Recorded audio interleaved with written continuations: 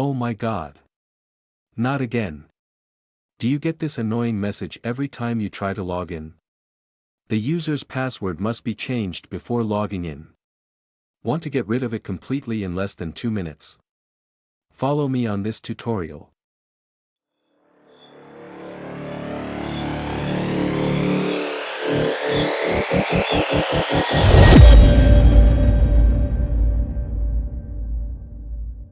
Hello everyone. I am Mustafa, from Valley 4 Tech's channel, in a new lesson. Today we will learn how to permanently get rid of the problem of, you must change your password before logging in, to the Windows operating system. Many of us face this annoying problem, that forces us to change the password, every time we try to access our accounts.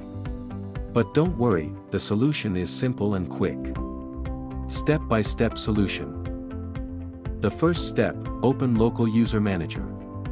Press the Windows key, and the letter R key together.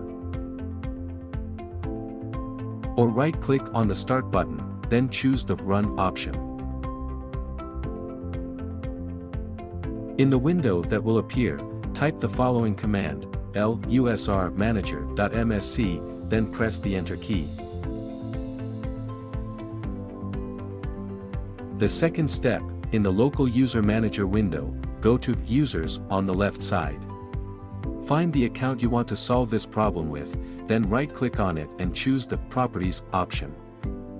The third and final step, in the Properties window, deselect the option User must change password at next login.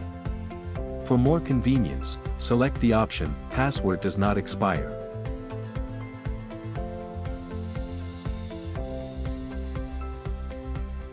And that's it.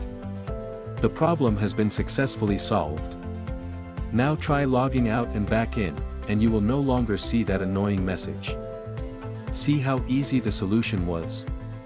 If you benefited from this explanation, do not forget to like and subscribe to the channel to follow more useful solutions. Thank you for watching, and see you in the next video.